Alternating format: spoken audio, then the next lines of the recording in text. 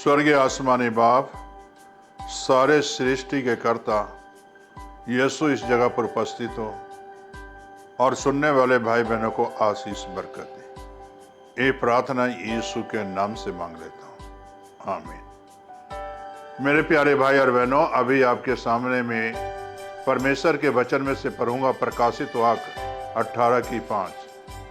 क्योंकि उसके पापों का ढेर स्वर्ग तक पहुंच गया है और उसके अधर्म परमेश्वर को स्मरण आए। मेरे प्यारे भाई और बहनों, यहाँ परमेश्वर के वचन में से अगर हम देखें तो इंसान जो पाप कमा रहा है और जो इंसान पाप के बीच में जी रहा है, तो एक पोटली बना रहा है, एक गठरी बना रहा है और उसका ढेर जो है, सारे अधर्म का ढेर परमेश्वर के स्वर्ग तक पहुंच जाता है। क्योंकि पापों का ढेर स्वर्ग तक पहुंच गया है।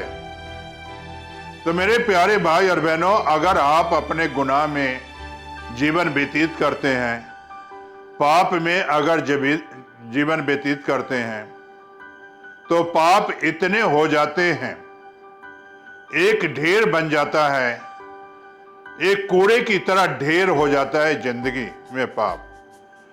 एक पाप करते हैं, दूसरा शुरू, तीसरा शुरू, पाप ही पाप करते चले जा रहे हैं। जैसा कि लाजर और अमीर आदमी का, लाजर ने जो है पाप नहीं कमाया बल्कि पुण्य कमाया, पाप को छोड़ा, उसके जीवन में अधर्म नहीं था।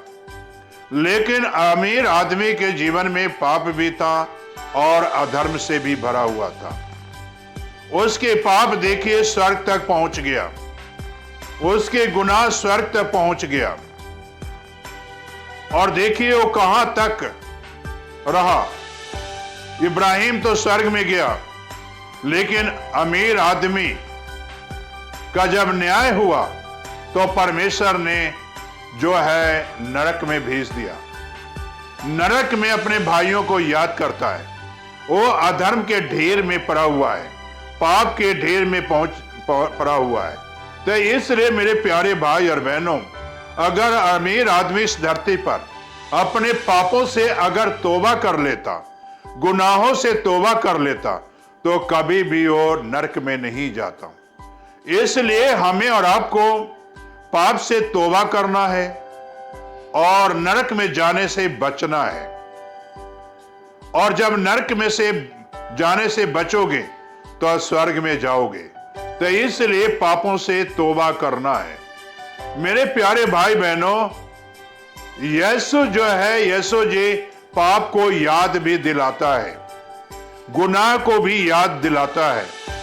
यूहन्ना 4:16 में लिखा हुआ है, सामरी स्त्री को प्रभु ने कहा, जब यीशु जी कुएं पर बैठे थे, पानी भरने आई थी, तो सामरी स्त्री को प्रभु ने कहा, उसे जा अपने पति को बुला ला।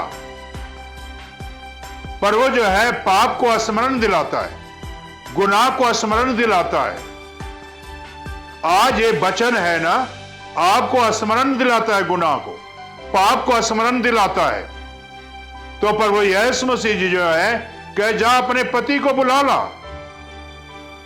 तो उस औरत ने कहती है, मैं बिना पति की हूं। तब यीशु जी कहे, ठीक कहती है, 5 पति कर चुकी है और जिसके पास अब तू है वो भी तेरा पति नहीं है। मेरे कहने का मकसद यही है कि इससे जो है यीशु पाप को याद दिलाता है, गुनाह को याद दिलाता है। आज अगर आप वचन पढ़ोगे तो जिस तरह सामरी स्त्री को प्रभु ने पाप को याद दिलाया, गुनाह को याद दिलाया, उसी तरह आज भी आपके गुनाह को प्रभु यीशु मसीह याद दिलाना चाहता है, पाप को याद दिलाना चाहता है, ताकि आप पाप को छोड़ें। मेरे प्यारे भाई और बहनों, उस स्त्री ने साफ कही से तू ठीक कहती है, ठीक कहा है। और मेरे प्यारे भाई बहनों, उसने ठीक कहा प्रभु ने, और जो है अपने पापों की क्षमा मांगी। से जो भविष्यवक्ता का इंतजार था वो तू ही है, यीशु ने कहा, ठीक कहा, तुम मैं ही हूं। और उसने पूरे गांव में ढिंढोरा पीटा, पूरे गांव के लोगों को बुला कर लिया और कहता है, भाइयों आओ, जिसका तुझे इंतजार है वो कुएं पर बैठा है, याकूब के कुएं पर बैठा है। मेरे प्यारे भाई और बहनों, यीशु पाप को याद दिलाता है, गुनाह को याद दिलाता है। मेरे प्यारे भाई बहनों, आज जो भाई बहन पाप में जी रहे, गुनाह में जी रहे, आज यीशु आपको वचन के जरिए याद दिला रहा है। आज वचन के जरिए आपको बता रहा है कि तुम पाप छोड़ो, गुनाह छोड़ो और हमारे पास आओ और तुम्हें एक नया जीवन मिलेगा।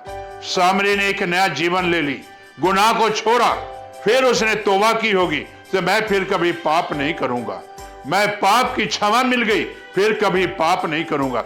इसी तरह मेरे प्यारे भाई बहनों, अभी वक्त है, अभी समय है, समय रहते रहते आप पाप से तौबा कर लें, क्षमा मांग लें यीशु के आगे और यीशु क्षमा करेगा और आपको एक नया जीवन देगा, आपको एक नई जिंदगी देगा, आपको नई आशीषें देगा, नई बरकतें देगा।